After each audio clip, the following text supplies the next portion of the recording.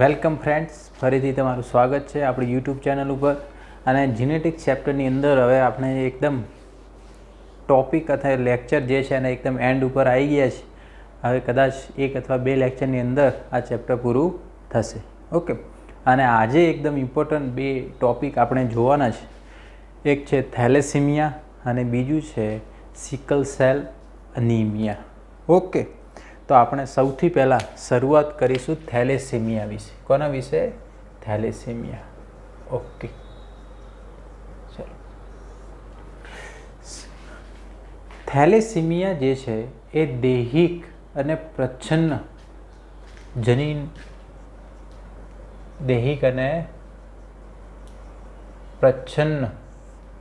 જનીનોના કારણે થતો રોગ છે.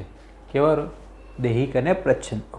એટલે કે એના જે જનીનો હોય એ દૈહિક રંગસૂત્રો ઉપર આવેલા હોય. કોના ઉપર આવેલા હોય? દૈહિક રંગસૂત્રો ઉપર. એટલે આપણે એને દૈહિક અને પ્રચ્છન્ન કહેવાય. ઓકે, એક નોર્મલ જનીન હોય, બરાબર, તો એમાં બધું નોર્મલ પ્રોસેસ થાય ને એના મ્યુટેટ એટલે પ્રચ્છન્ન જનીનો જ્યારે વારસામાં મળે ત્યારે આ પ્રકારના પ્રોબ્લેમ થતા હોય છે. તો આ છે થેલેસીમિયા. ઓકે, હવે આ એક્સપ્રેસ ક્યારે થશે? જ્યારે પ્રચ્છન્નની વાત આવે, બરાબર. ધારો કે કોઈ જે છે, ધારો કે એને વારસામાં બંને કેપિટલ મળે છે, બરાબર, તો એને કશું જ પ્રોબ્લેમ નહીં થાય. કોઈને ધારો કે વારસામાં કેપિટલ એ સ્મોલ એ મળે છે, તો એ જે છે એ વાહક બનશે, પણ એને કશું પ્રોબ્લેમ થશે નહીં, કારણ કે એની અંદર પ્રભાવી જનીન હાજર છે. ઓકે, અને જ્યારે એને પ્રચ્છન્ન જનીનો બંને વારસામાં મળે ત્યારે જ એની ઇફેક્ટ દેખાય, બરાબર. એટલે કે બંને સ્મોલ એ આવે એટલે જ એના પ્રચ્છન્ન જનીનો એની અંદર એક્સપ્રેસ થાય. ઓકે, એટલે મેન્ડિલિયનની અંદર આપણે કમ્પેરિઝન કરો તો તમે આ રીતે એને જોઈ શકો છો. ઓકે, હવે દેખો, ફોર એક્ઝામ્પલ, જ્યારે આવા પ્રકારના રોગ હોય કે દૈહિક પ્રચ્છન્ન હોય, એટલે બંને પિતા અને માતા બંને સમાન એના લક્ષણોનું વહન કરતા હોય છે. હવે પુત્રની અંદર ક્યારે આવે? ધારો કે કોઈની અંદર આ પ્રકારનો રોગ છે, બરાબર, આવી શક્યતાઓ છે, બરાબર. ધારો કે આપણે થેલેસીમિયા માટે એક સિમ્પલ રીતે કેપિટલ ટી અને સ્મોલ ટી લઈએ, બરાબર. હવે ધારો કે પિતા પણ વાહક છે, એટલે આપણે એને વિષમયુગ્મી દેખાડ્યું. માતા જે છે એ પણ વાહક છે, એ પણ કેવી છે? વાહક. તો જ એ પુત્રમાં આવવાની શક્યતાઓ છે. બાકી થેલેસીમિક હોય બંને, ધારો કે આ સ્મોલ હોય તો આવવાની શક્યતાઓ છે જ. હવે ધારો કે બંને એના વિષમયુગ્મી હોય, એટલે બંને વાહક હોય થેલેસીમિયાના, એટલે આમની અંદર તો કશું ના હોય, એના લક્ષણો ના દેખાય, બરાબર, થેલેસીમિયાના, પણ એના પુત્રમાં એ થઈ શકે છે. એટલે કે શક્યતા કેટલી? તો તમે આનું ધારો કે પેરેન્ટલ ટાઈપ છે, આનું F1 કરાવો તો તમને કંઈક આ ટાઈપના જીનોટાઈપ મળે. ઓકે, એટલે ટોટલ સંતતિમાં થેલેસેમિક થવાના ચાન્સીસ કેટલા છે? 25%. કેટલા ચાન્સીસ છે? 25%. તમને એકદમ ઇઝીલી આની અંદર ખ્યાલ આવી જાય, બરાબર, કે 4માંથી ગમે તે એકને મળે છે એટલે આ પ્રકારનો પ્રોબ્લેમ થશે. ઓકે, હવે થેલેસીમિયા જે છે 2 ટાઈપના હોય છે. કેટલા ટાઈપના? 2 ટાઈપના. ઓકે, એક છે આલ્ફા થેલેસીમિયા અને બીજું છે beta thalassaemia. Okay, alpha thalassaemia અને બીટા થેલેસીમિયા. ઓકે, હવે આ જે છે હિમોગ્લોબિનને લગતો રોગ છે. કોને લગતો? હિમોગ્લોબિન, એટલે આપણે એને HB કહીએ. કોને લગતો રોગ છે? હિમોગ્લોબિન. ઓકે, તમને થોડું બેઝિક નોલેજ હશે કે હિમોગ્લોબિન છે, એમાં તમે ભણેલા છો કે એની અંદર હિમ પ્લસ ગ્લોબિન, ગ્લોબિન એ ગોળાકાર પ્રોટીન છે, ગ્લોબ્યુલર પ્રોટીન છે. નોર્મલી તમે જોયું હશે કે હિમોગ્લોબિનની અંદર 2 આલ્ફા શૃંખલાઓ હોય અને 2 બીટા શૃંખલાઓ હોય. 2 આલ્ફા શૃંખલાઓ હોય અને 2 બીટા શૃંખલાઓ હોય. તો એના આધારે તમને થોડુંક ખ્યાલ આવી જાય કે જો આલ્ફા શૃંખલાનું સંશ્લેષણ ના થાય અથવા તો ઓછું થાય તો એને આલ્ફા થેલેસેમિયા કહેવાય. જે પણ એની આલ્ફા શૃંખલા છે એનું સંશ્લેષણ ઓછું અથવા તો ન થાય તો એને આલ્ફા થેલેસેમિયા કહેવાય. એવી રીતના બીટા શૃંખલા હોય એનું સંશ્લેષણ ઓછું અથવા તો ન થાય તો એને શું કહેવાય? Beta thalassaemia. ઓકે, એક આલ્ફા થેલેસીમિયા અને બીજું છે બીટા થેલેસીમિયા. ઓકે, તો આટલું તમને ખ્યાલ આવી ગયો હશે. ઓકે, એટલે ક્યાંક ને ક્યાંક હિમોગ્લોબિન બનવામાં પ્રોબ્લેમ થાય છે એટલે હિમેટોલોજીકલ ડિસઓર્ડર કહેવાય. કેવો કહેવાય? હિમેટોલોજીકલ ડિસઓર્ડર. ઓકે, હવે આર્યો આપણે આગળ જોતા પહેલાં હિમોગ્લોબિન એકચ્યુઅલી 3 પ્રકારનું હોય. HB હોય ને એ 3 પ્રકારના હોય.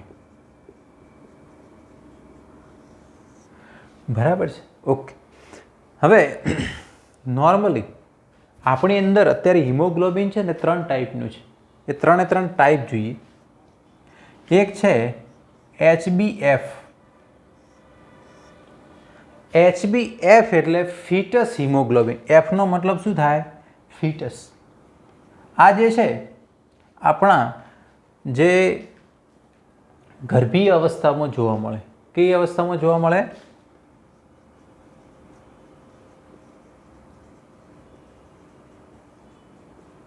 એટલે ગર્ભીય અવસ્થામાં આપણી અંદર હિમોગ્લોબિનનો કયો પ્રકાર વધારે હોય? HbF.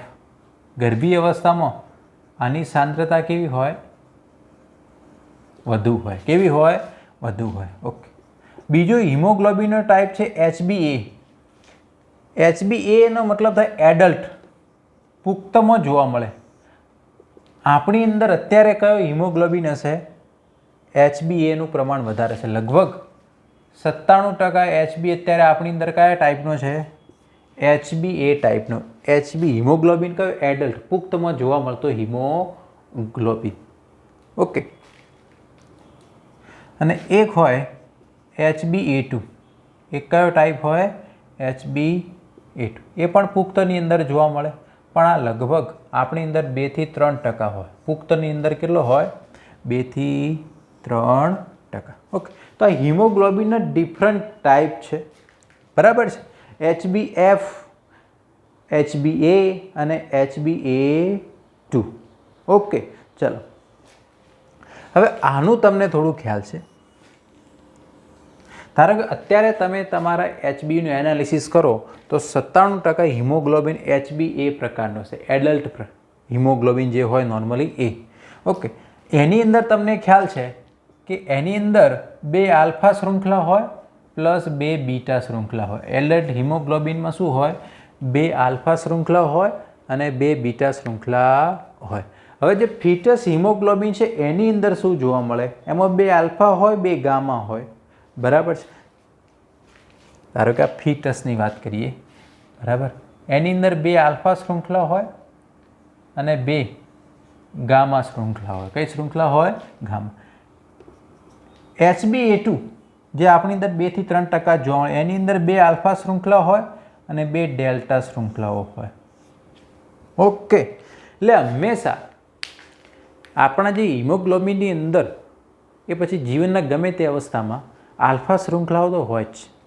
બરાબર છે? પણ બીજી 2 શૃંખલાઓ છે નોન આલ્ફા હોઈ શકે છે. એ પછી ગામા હોય, ડેલ્ટા હોય કે બીટા. ઓકે, એ પછી ગામા હોય. તો જ્યારે આપણે ગર્ભાવસ્થામાં હોઈશું એ દરમિયાન આપણે હિમોગ્લોબિન HbF પ્રકારનો છે. કેવો હશે? HbF.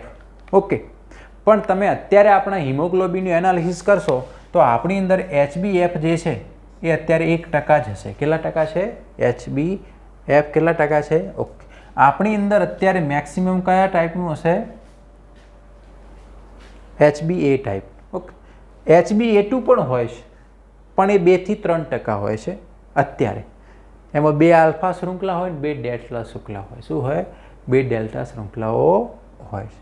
ઓકે, તો આટલું તો તમને ખ્યાલ આવી ગયો હશે. ઓકે, ચલો હવે આપણે જે પણ હિમોગ્લોબિન જે છે બરાબર.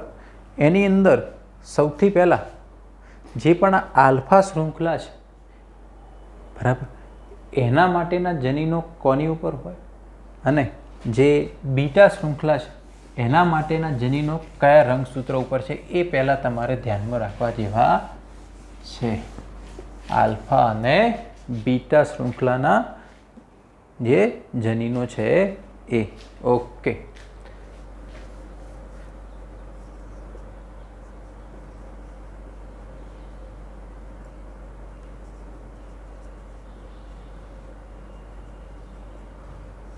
Alpha thalassaemia. ઓકે, ચલો હવે આલ્ફા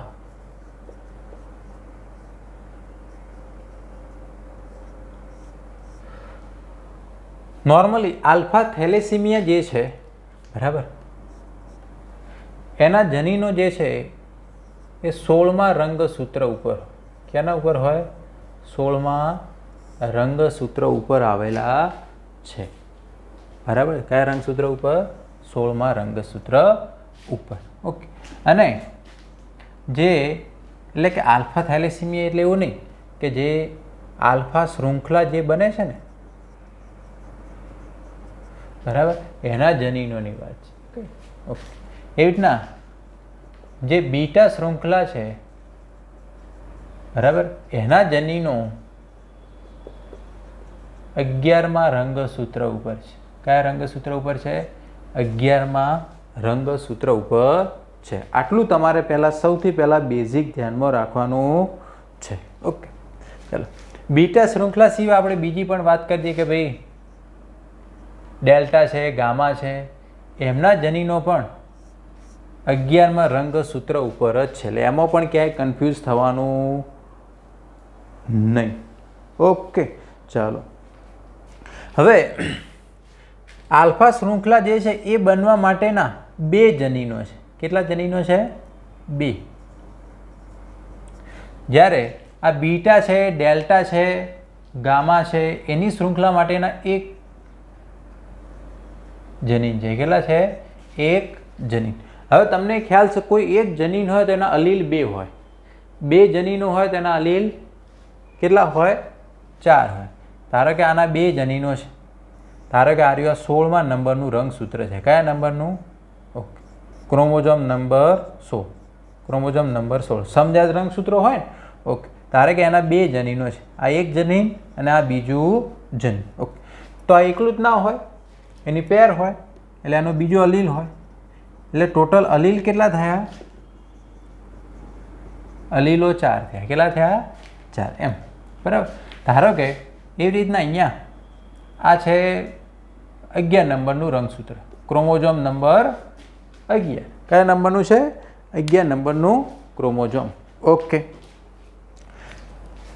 તો એની જોડી હોય, સમજાત રંગસૂત્ર હોય તો એની જોડી હોય, એકલો તો હોય નહીં. આ પણ ક્રોમોઝોમ નંબર 11. ઓકે. હવે આનું એક જ જનીન છે તો આ એક દર્શાવ્યું, પણ એનો અલીલ હોય બીજો, એ આની ઉપર હોય. ઓકે. તો એક જનીન એના કેટલા અલીલો હોય? 2 અલીલ હોય. કેટલા અલીલો હોય? 2 અલીલો હોય. ઓકે. ધારો કે બીટા શૃંખલાનું હશે તો ધારો કે અહીંયા કોઈ ડેલ્ટાનું હશે, ગામાનું પણ હશે, પણ આ એક જ માંથી પછી ડેલ્ટા અને ગામા એ બધું બનશે નહીં. અત્યારે આપણે ધારો કે બીટાનું દર્શાવ્યું તો આ જ રંગસૂત્ર ઉપર ગામા અને ડેલ્ટાનું પણ હશે. ઓકે, ચાલો. આટલું તમારે ક્લિયર. આટલું એક્ઝામની અંદર તો ખાસ તમારે પ્રિપેર રાખવાનું. હવે તમે કહેશો કે યાદ કઈ રીતના રહે, એની પણ એક ટ્રીક છે. ધારો કે થેલેસીમિયાનું સ્પેલિંગ છે, આમાં કેટલા અક્ષરો છે? 1 2 3 4 5 6 7 8 9 10 અને 11. આ કેટલા છે? 11. પછી આલ્ફા 1 2 3 4 5. 11 ને 5 કેટલા થાય? 16. 11 ને 5 કેટલા થાય? 16. ઓકે. તો આમાં કયા નંબરના રંગસૂત્ર ઉપર છે? 16. હવે તમે કહેશો કે આનો સ્પેલિંગ અમને આવડે નહીં, તો પેપરની અંદર જ એનું આપેલું હોય, ઇંગ્લિશ મીડિયમનો ટ્રાન્સલેશન હોય ને, તો થેલેસીમિયાનું સ્પેલિંગ એની અંદર જ હોય છે. ઓકે, એટલે ગણી લેવાનું આલ્ફા થેલેસીમિયા. ઓકે, બરાબર છે. અને ધારો કે આલ્ફા નિકાલ દો તો પછી બીટા. ઓકે, થેલેસીમિયા આલ્ફા સિવાય બીટા તો આ કેટલા છે? 11. તો આ કયા નંબરના રંગસૂત્ર પર છે? 11 નંબરના રંગસૂત્ર ઉપર. કયા નંબરના? એના જનીનો 11 નંબરના રંગસૂત્રો ઉપર આવેલા છે. ઓકે, ચલો આટલું તમારે ખાસ ધ્યાનમાં રાખવાનું છે. બરાબર છે? ચલો હવે ધારો કે કોઈ એક નોર્મલ, ધારો કે બીટા શૃંખલા બનતી નથી. બરાબર? હવે નોર્મલી જેટલી આલ્ફા શૃંખલાઓ હોય એટલી જ બીટા શૃંખલાઓ હોવી જોઈએ, તો જ એનું પેરિંગ થાય, નહીતર થાય નહીં. ધારો કે 100 આલ્ફા શૃંખલાઓ હોય તો સામે 100 બીટા શૃંખલાઓ હોય, બરાબર, તો એનું પેરિંગ થઈ જશે. પણ ધારો કે ગમે તે કારણોસર આ બીટા શૃંખલાઓ 50 જ બીટા શૃંખલાઓ બને છે, આ તો ધારો કે રેગ્યુલર 100 બને છે, બરાબર છે? ઓકે, તો અહીંયા પછી એ 50 જોડે જ પેરિંગ કરશે. ઓકે, તો પછી ધારો કે બીટા શૃંખલાઓ પ્રોપર બનતી નથી, તો કોનું પ્રમાણ વધી જશે? આલ્ફા શૃંખલાઓનું. કોનું? આલ્ફા. દેખો, આ તો બની છે 100, પણ અહીંયા બીટા ઓછી બની છે, તો 50 જોડે જ પેરિંગ થશે. એટલે 50 આલ્ફા ને 50 બીટા આ વપરાઈ જશે, તો 50 આલ્ફા વધશે. તો દેખો, જેની ખામી સર્જાય છે તો સામે બીજાનું પ્રમાણ પણ વધી જાય છે. ધારો કે આલ્ફા થેલેસેમિયા થતો હોત તો આલ્ફા શૃંખલા ઓછી બનત, તો સામે બીટા તો પ્રોપર બને જ છે, તો બીટા શૃંખલાનું પ્રમાણ વધી જાય. ઓકે, કારણ કે એને પેરિંગ તો એના જોડે જ થવાનું છે. ઓકે, તો એના વિરુદ્ધ જે છે એનું પ્રમાણ વધશે. ચલો હવે આપણે આગળ જોઈએ. સૌથી પહેલાં આપણે બીટા થેલેસેમિયા વિશે જોઈએ, એના પછી આલ્ફા થેલેસેમિયા વિશે. ઓકે,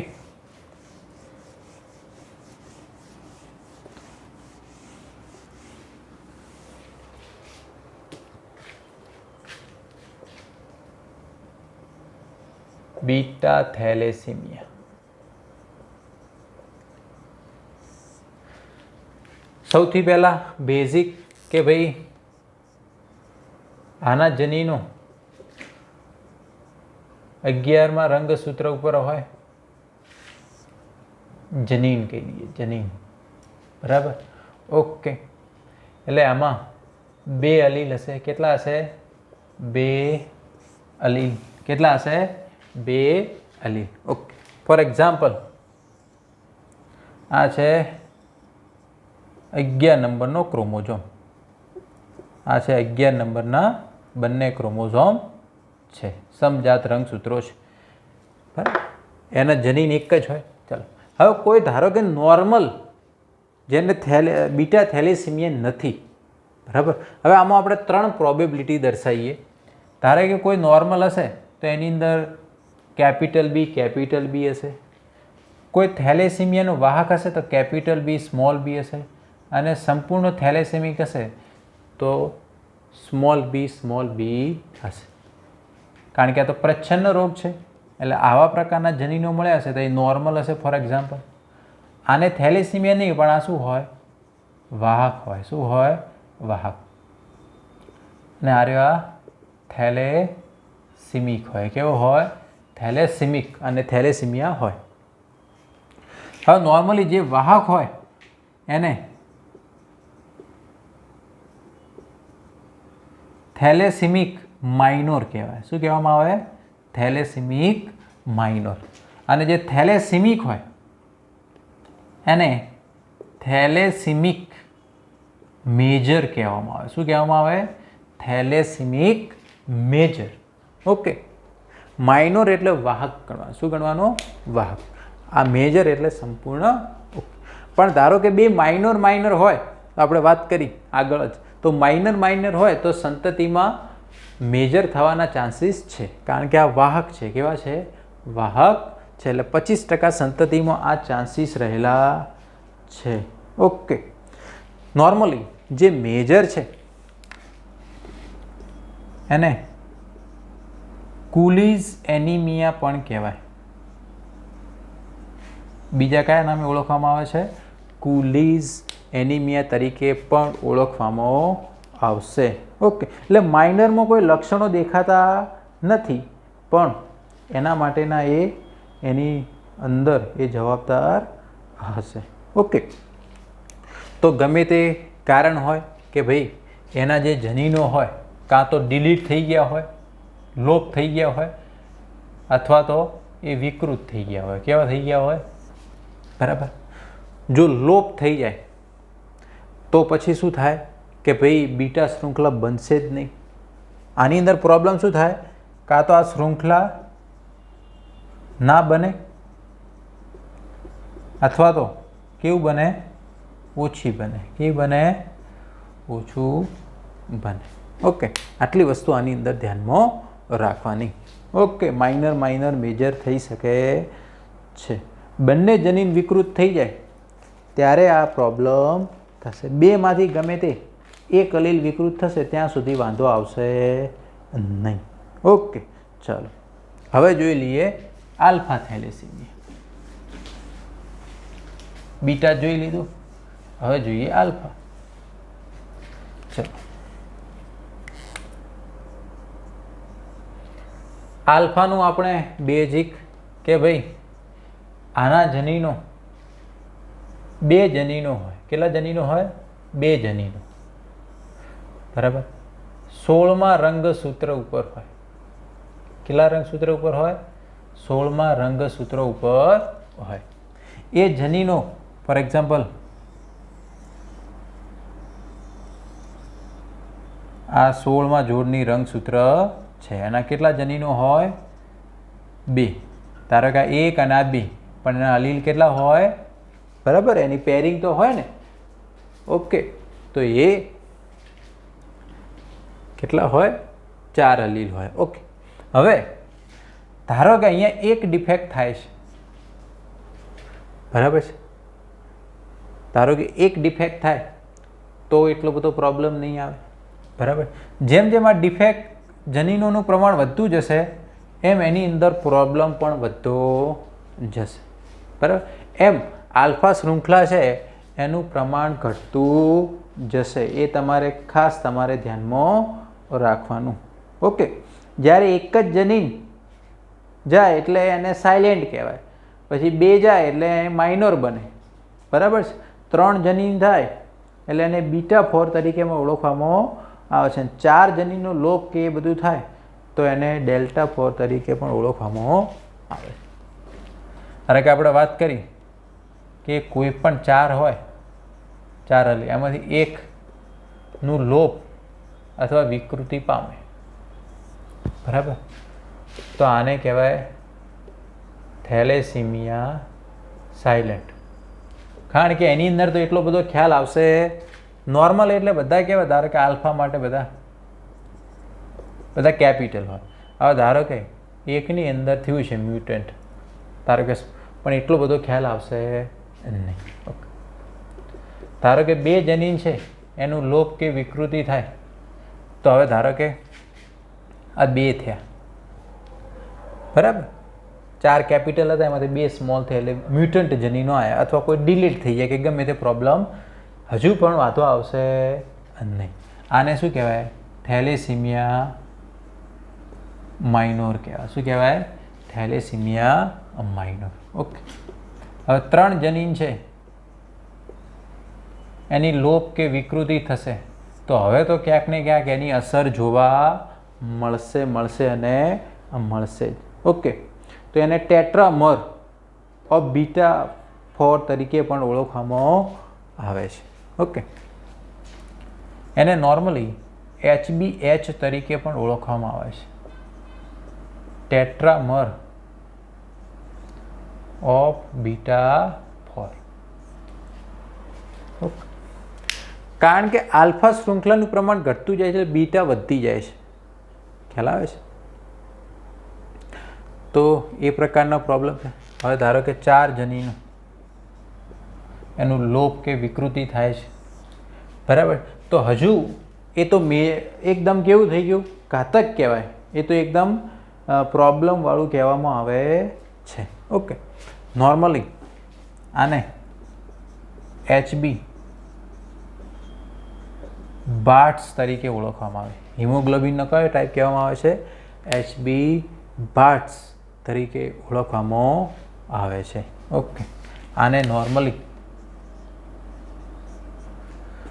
ગામા 4 તરીકે પણ ઓળખવામાં આવે છે અને ટેટ્રામર ઓફ ગામા 4 એ નામથી પણ ઓળખવામાં આવે છે. તો જેમ જેમ આમાં મ્યુટન્ટ કે વિકૃતિ વધતી જશે એમ આની અંદર પ્રોબ્લેમ પણ વધતો જશે. આ છે આલ્ફા થેલેસીમિયા. પણ એની અંદર કેટલા જનીનો છે, કેટલા ટાઈપ છે, એ તમારે ખાસ ધ્યાનમાં રાખવાનું. ઓકે, ચાલો હવે દેખો, ધારો કે કોઈ HB છે, એની અંદર 2 આલ્ફા છે અને 2 બીટા છે. ખ્યાલ આવે છે? ઓકે. હવે આ તો બનતા નથી, આ બનતા નથી. ઓકે, બીટા તો પ્રોપર બને છે. આલ્ફા થેલેસીમિયમ શું નહીં બનતું હોય? આલ્ફા. તો બીટા જે છે, બીટા જોડે જ પેરિંગ કરશે એટલે બીટા 4 થઈ ગયું. શું થઈ ગયું? બીટા 4. ખ્યાલ આવે છે? આપણે જે બીટા 4 ની વાત કરી એ 3 પ્રોબ્લેમ થઈ ગયા તો પછી આ થશે. ઓકે. હવે જે બાર્ટ્સની વાત કરી તો એ નોર્મલી આપણે એ જે છે ભ્રૂણ અવસ્થામાં આવું થોડું વધારે જોવા મળે. એટલે કે કોઈ પણ HB છે એની અંદર 2 આલ્ફા તો બને છે, આલ્ફા તો બનતી જ નથી, પ્લસ અહીંયા 2 જે છે એ ગામા આ રીતે બને છે. તો આને ગામા 4 અથવા બાર્ટ્સ એનિમિયા તરીકે પણ ઓળખવામાં આવે છે. ઓકે. તો દેખો, અહીંયા એક મેજર તમે આની ઓવરઓલ વાત કરો, આલ્ફા હોય કે બીટા હોય, બરાબર, થેલેસીમિયા, એમાં હિમોગ્લોબિનનું સંશ્લેષણ એ કાં તો ઘટે છે અથવા તો ઓછું થઈ જાય છે. ઓકે. તો HB જે છે એનું પ્રમાણ ઘટે છે અથવા તો એનું પ્રમાણ જોવા મળતું નથી. ઓકે. તો એની ક્વોન્ટિટેટિવ ઇફેક્ટ કહેવાય. આ માત્રાત્મક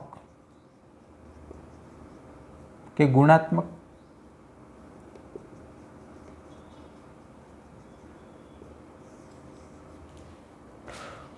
ઓકે.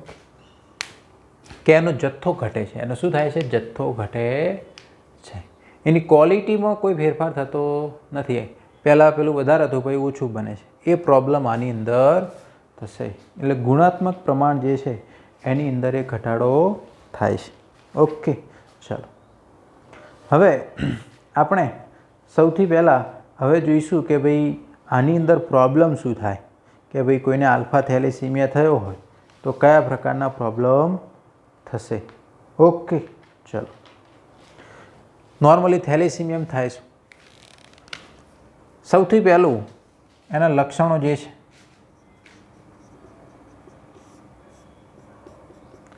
કે રક્તકણો જે છે RBC એનો નાશ થશે.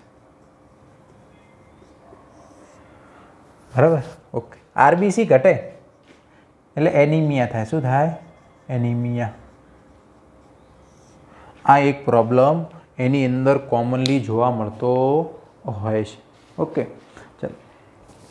તો RBCનું પ્રમાણ ઘટી જાય, બરોળનું કદ વધી જાય. ઓકે. હાડકામાં પણ ફેરફાર જોવા મળશે. આમાં એક બરોળનું કદ વધી જાય.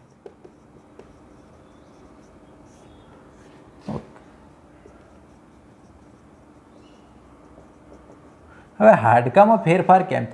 કારણ કે RBC જે છે નોર્મલી ક્યાં બનતા હોય છે? એ બનતા હોય છે બોન મેરોમાં. ક્યાં બનતા હોય? તો ક્યાંક ને ક્યાંક એની અંદર ડિફેક્ટ જોવા મળશે. આ બધા પ્રોબ્લેમ એની અંદર થશે. હવે એની ટ્રીટમેન્ટ શું કરાવી શકાય? તો એની ટ્રીટમેન્ટ જે છે કે કોઈ પણ માઇનર હોય, બરાબર, તો એનું બ્લડ ટ્રાન્સફ્યુઝન કરાવવું પડે. શું કરવું પડે? બરાબર, કે અમુક અઠવાડિયે કે મહિને એના બ્લડ જે છે એને બદલાવવું પડે. ઓકે.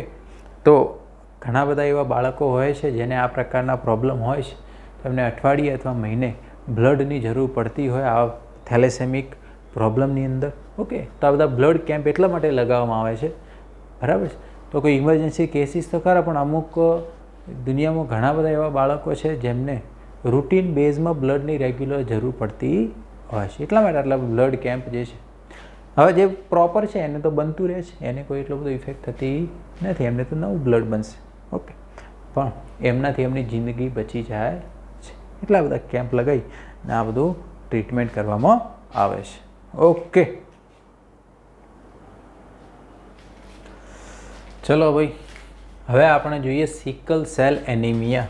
ઓકે, એ પણ હવે જે બાર્ટ્સ જે છે એ બાળક જે છે એનું ગર્ભમાં જ મૃત્યુ થઈ જાય છે, બરાબર છે? એવા બાળકનું ગર્ભની અંદર જ મૃત્યુ થઈ જશે. ચલો, સિકલ સેલ એનિમિયા જે છે એની અંદર શું પ્રોબ્લેમ થાય છે? SCA કહીએ આપણે, sickle cell anaemia. Okay, anaemia એટલે તમને ખ્યાલ આવી ગયો કે હિમોગ્લોબિનના રિલેટેડ પ્રોબ્લેમ એટલે એનિમિયા કહેવાય. ને સિકલ સેલ એટલે આની અંદર રક્તકણો જે છે આપણા દ્વિઅંતર ગોળ છે, બરાબર? નોર્મલ રક્તકણ હોય દ્વિઅંતર ગોળ છે, પણ સિકલ સેલ એનિમિયા થાય તો એ રક્તકણ જે છે આવી રીતના દાંતરડા આકારના થઈ જાય. કેવા થઈ જાય? સિકલ શેપ એટલે દાંતરડા આકારના. ઓકે, હવે આપણે એક નોર્મલ હિમોગ્લોબિન હોય, ધારો કે એડલ્ટ હિમોગ્લોબિન, બરાબર?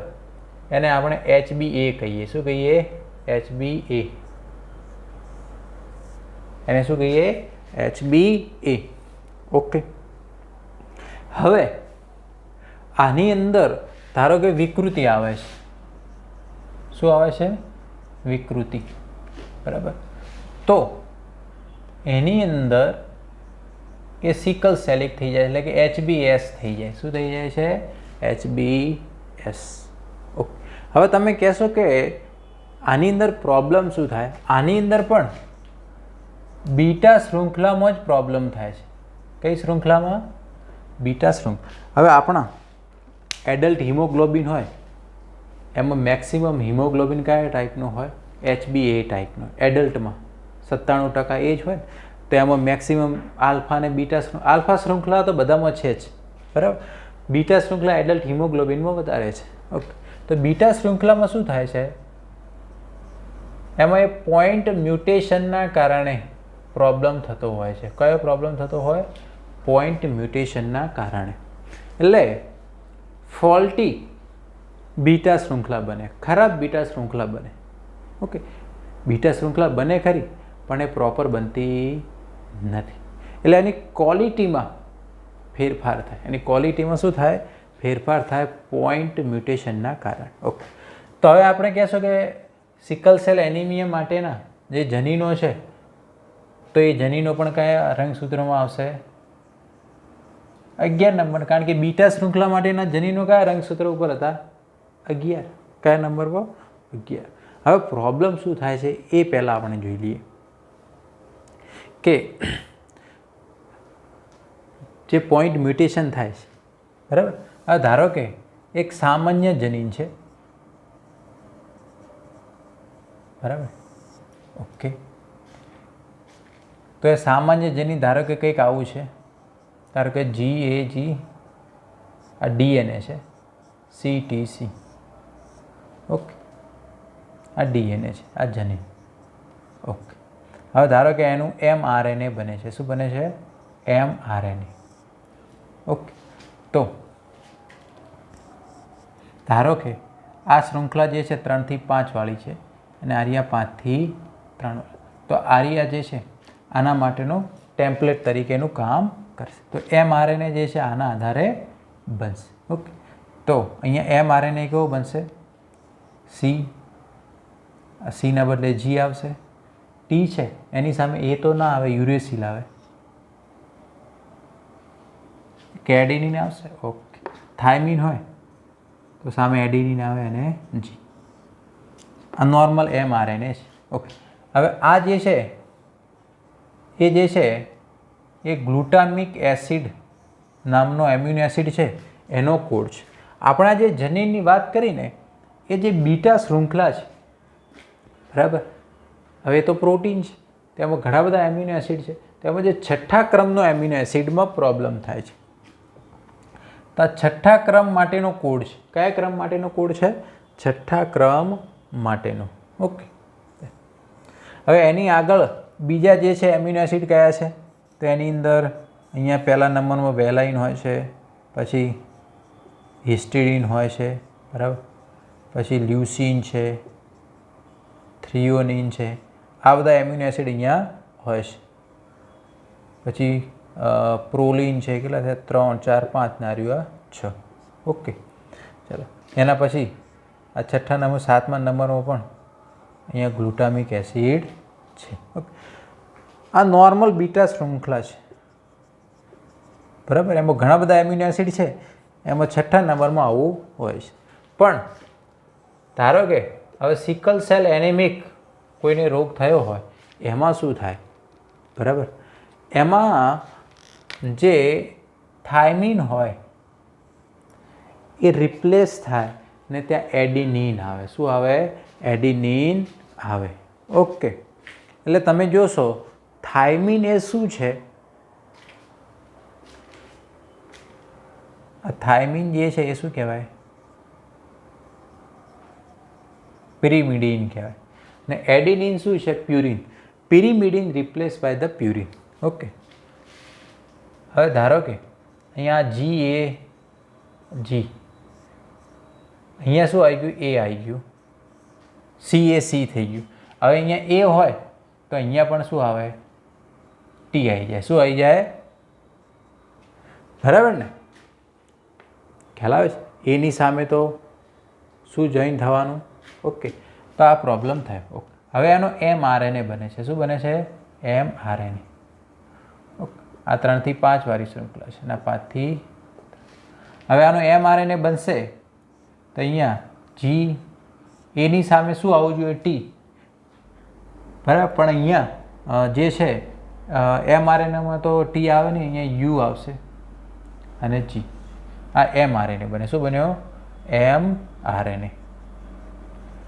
હવે છઠ્ઠા ક્રમનો જે આ GUG કોડ જે છે એ પાછો વેલાઇનનો કોડ કરે છે. કોનો કોડ કરે છે?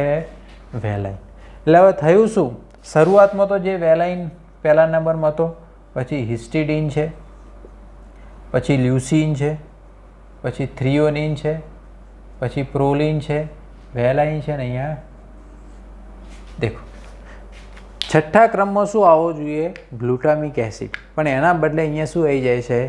વેલિન નામનો એમિનો એસિડ આવી જાય. ખાલી શું થયું? અહીંયા ટી જે પિરિમિડીન છે એના બદલે પ્યુરિન, એડિનિન આવી ગયું. એના કારણે આખું સિક્વન્સ બદલાણી. તો આ પોઈન્ટ મ્યુટેશન કહેવાય. શું કહેવાય? Point mutation. ઓકે, ચાલો. તો આની અંદર તો અલગ અલગ રીતે ઘણા પ્રશ્નો પૂછાઈ શકે છે, બરાબર. પણ આટલું તો તમારે, તો તમને પૂછાય કે ડીએનએમાં શું બદલાય છે? તો કે થાઇમિન બદલાય છે એની જગ્યાએ. ઓકે, આરએનએમાં શું બદલાય છે? તો કે એડિનિનની જગ્યાએ યુરેસિલ આવે છે. કોની અંદર પૂછ્યું છે એ તમારે ખાસ ધ્યાનમાં રાખવું, કે ડીએનએ માટે પૂછ્યું છે કે આરએનએ માટે પૂછ્યું છે. કોની અંદર શું બદલે? પણ આટલું બેઝિક તમારે ધ્યાનમાં રાખવાનું. ઓકે, ડીએનએમાં થાઇમિન બદલાય છે અને mRNAમાં એડિનિન બદલાય છે. શું બદલાય છે? એડિનિન બદલાય છે. ઓકે, આટલું તમારે તો ખાસ પહેલાં ધ્યાનમાં રાખવાનું છે. ટ્રાન્સવર્ઝન કહેવાય. અને શું કહેવાય? ટ્રાન્સવર્ઝન. ઓકે, હવે જ્યારે તમે આની અંદર પણ એ જ હશે કે ભાઈ વાહક હશે, બરાબર. પ્રોબ્લેમ ધારો કે કોઈ નોર્મલ હશે, ધારો કે HbA જેનું હિમોગ્લોબિન આ જીનોટાઈપ ધરાવતું હશે, એને કશું જ સિકલ સેલ એનિમિયા થશે નહીં. પણ ધારો કે એક મ્યુટેટ થયું, બરાબર, એક અલીલ છે મ્યુટેટ થયું, તો આ કેવો થશે? વાહક બનશે. કેવો બનશે? સિકલ સેલ એનિમિયાનો વાહક. ઓકે, ધારો કે બંનેમાં પ્રોબ્લેમ આવી ગયો, બંને મ્યુટેટ થઈ ગયા એના જનીનો, તો આને શું થશે? સિકલ સેલ એનિમિયા થશે. તો આ પણ કેવો રોગ છે? દૈહિક અને પ્રચ્છન્ન જનીનો દ્વારા થતો રોગ છે. ઓકે, ચાલો આટલી બાબત તમારે ખાસ ધ્યાનમાં રાખવાની છે. હવે તો આની અંદર બધા પ્રોબ્લેમ અલગ અલગ થતા હોય. ઓકે, ચાલો હવે નોર્મલ હિમોગ્લોબિન આપણે જે છે, હવે ધારો કે આ રીતના દ્વિઅંતરગોળ છે, બરાબર? દ્વિઅંતરગોળ. હવે તમે એનો ધારો કે છેદ લો તો આ કંઈક આવું દેખાય. તમે એનો છેદ લો તો અંદરથી તમને એ આરબીસી જે છે એનો આકાર કેવો દેખાય? આવો, બરાબર છે? ઓકે. હવે જેને સિકલ સેલ એનિમિયા થયો હોય તો નોર્મલ આપણા જે આરબીસી છે એનો લાઈફ સાયકલ 120 દિવસનો છે, પરંતુ એ પછી એ ઘટી જાય, એ રિડ્યુસ થઈ જાય અને એ વધારે સમય જીવી શકતો નથી. એ આરબીસીનું કામ. ઓકે. હવે તમે દેખો પ્રોબ્લેમ શું થાય આની અંદર. ઓકે, કે ભાઈ એનો આકાર બદલી જાય છે અને આ રીતના દાંતરડા જેવો થઈ જાય છે. ઓકે. હવે જે પણ આપણી રુધિર વાહિનીઓ છે, બરાબર, એમાંથી બ્લડ પસાર થતું.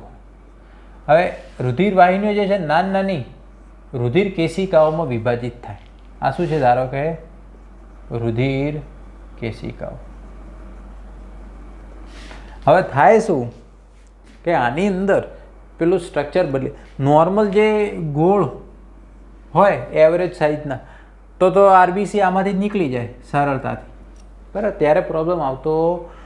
પણ ધારો કે સિકલ સેલિક જ્યારે થઈ જાય છે તો શું થાય છે? એ અહીંયા ભરાઈ રહે છે. એ પછી નાની રુધિર કેશિકાઓ છે એમાંથી પસાર થતા નથી. ત્યાં શું થઈ જાય? બ્લોકેજ થઈ જાય. શું થઈ જાય? બ્લોકેજ. હવે બ્લોકેજ થઈ જવાના કારણે શું થાય?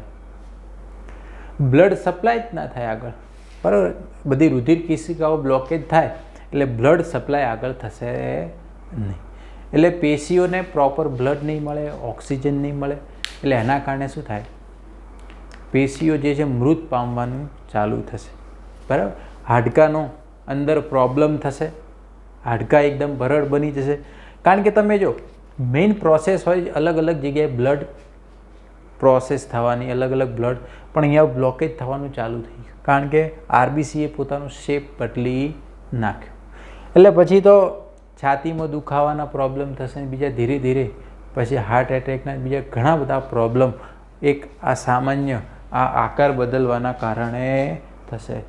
બ્લડ સપ્લાયની અંદર ઓકે એનિમિયા થઈ જશે.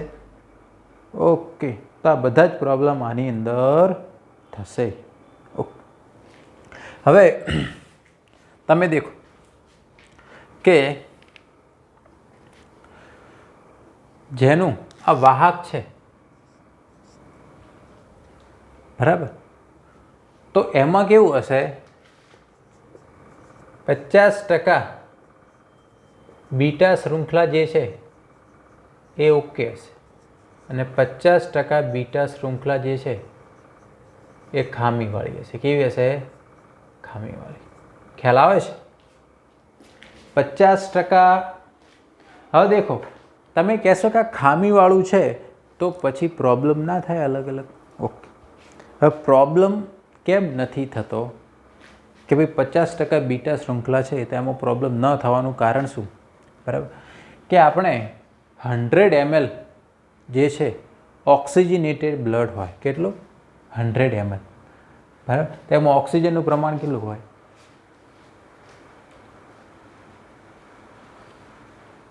20 ml. કેટલું હોય? 20 ml. 100 ml રુધિર હોય ઓક્સિજનેટેડ, એમાં 20 ml ઓક્સિજન. હવે તમને એ પણ ખ્યાલ છે કે એમાંથી એ પેશીઓને ખાલી કેટલા ટકા આપે?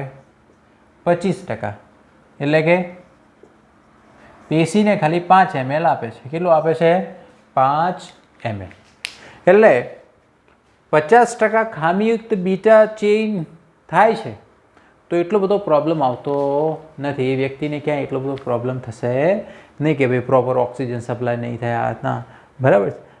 જો બધું 100% કેરી કરતું હોત તો વળી પ્રોબ્લેમ થવાની શક્યતાઓ છે, પણ આપણી અંદર એવું કંઈ છે નહીં. 100 ml ઓક્સિજન બ્લડ હોય તેમાં 20 ml ઉડું હોય ને એમાં ખાલી પેશીને ખાલી 5 ml સપ્લાય કરે છે. 25% સપ્લાય કરવાનો હોય તો એ 25% તો આની અંદરનો વાહકની અંદર પણ થઈ શકશે, એટલે એ ક્યાંય પ્રોબ્લેમ આવતો નથી. ઓકે, હવે જ્યારે આવું હોય તો આપણે એને શેમાં ગણી શકીએ? Sickle cell એનિમિયાને.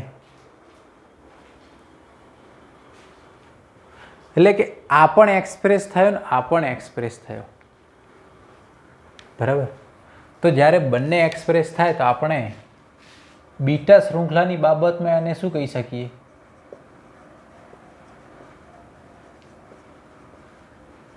તો સિકલ સેલ એનિમિયા બીટા શૃંખલાની બાબતમાં આપણે વાત કરવામાં આવે તો એ આપણે એને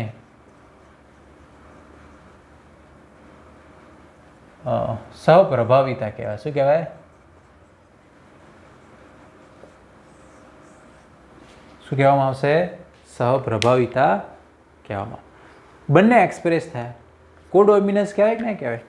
આ એક્સપ્રેસ થયો, આ એના કારણે આ પ્રોપર બનાવે છે આ રહ્યો.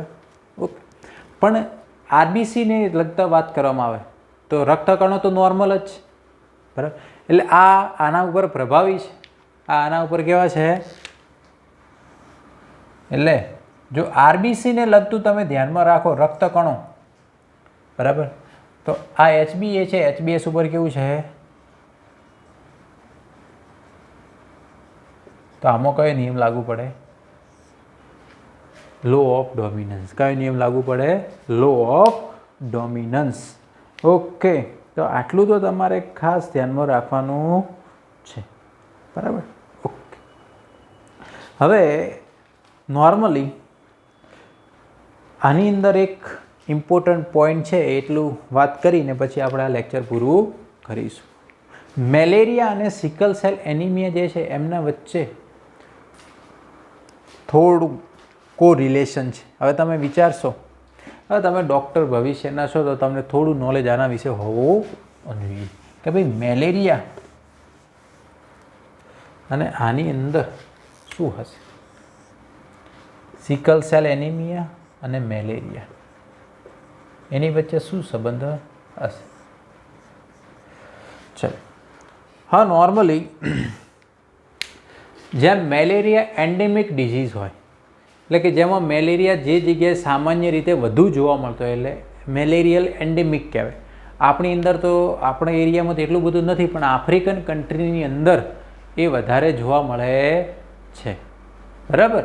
ઓકે, હવે જેમાં આ ટાઈપનું હિમોગ્લોબિન હોય એને મેલેરિયા થવાની શક્યતા વધુ, બરાબર?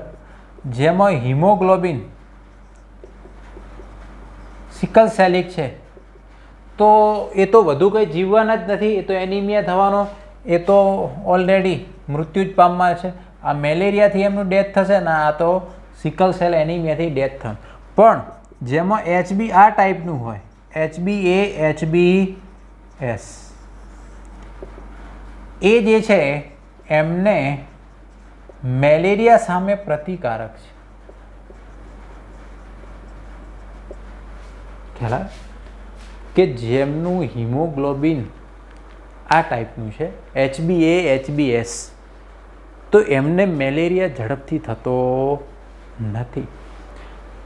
આ ટાઈપનું છે નોર્મલ હિમોગ્લોબિન તો એમને તો થાય જ છે, બરાબર? એડલ્ટ હિમોગ્લોબિન એમને મેલેરિયા થાય છે ને વધારે પછી ના. આ ટાઈપનું છે તો એ તો ઓલરેડી એમને તો સિકલ સેલ એનિમિયા થવાનો છે, એ તો એનું મૃત્યુ. પણ જે આ ટાઈપના છે એ મેલેરિયાથી બચી જાય છે. તો નોર્મલી જે આફ્રિકન કન્ટ્રીની અંદર મોટે ભાગે એડલ્ટ હિમોગ્લોબિન છે એ આ ટાઈપના હોય છે. હવે તમે કહેશો એવું તો આની અંદર શું છે?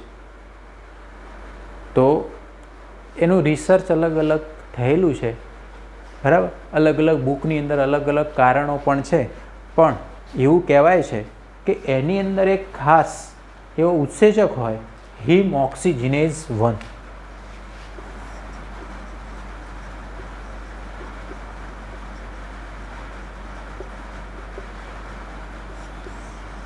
જેમને આ ટાઈપનું હિમોગ્લોબિન હોય છે એની અંદર આ ઉત્સેચક બને છે અને આ ઉત્સેચક મેલેરિયા થવા દેતો નથી. બરાબર છે. બીજું વધારે તમારે કશું આની અંદર જાણવું નથી, પણ આટલું નોલેજ પણ તમારા માટે બહુ જ અગત્યનું છે. ઓકે, તો આપણે આજના લેક્ચરની અંદર તો દેખો સિકલ સેલ એનિમિયામાં શું થાય છે, જે ગ્લોબિન જે છે ગ્લોબિન એની ક્વોલિટી ખરાબ થાય છે. પેલામાં ક્વોન્ટિટી, બરાબર, એનો જથ્થો ઓછો થાય છે. એટલે આ ખાસ યાદ રાખવાનું. ને આલ્ફા અને બીટા પણ આપણે એકદમ ડિટેલમાં સમજાવ્યું. ઓકે, તો આજનું લેક્ચર આપણે અહીંયા સુધી રાખીએ છીએ. આઈ હોપ તમને આની અંદર ખ્યાલ આવી ગયો છે. Thank you.